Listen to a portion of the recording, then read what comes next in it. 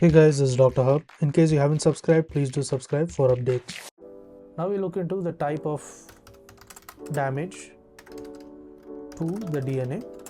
So first is the single base alteration. The single base alteration, it includes the depurination. Then comes the deamination to the cytosine to uracil.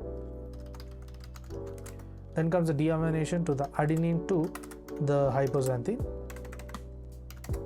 The alkalization of the base as well as a base analog incorporation. Then we move on to the 2-base alteration. So here in 2-base alteration, there's a UV light induced thymine. That is, it includes the thymine, the pyrimidine dimer. Then it is a bifunctional alkylating agent cross-linkage. Bifunctional alkylating agent cross-linkage. Next is we move on to the chain breaks.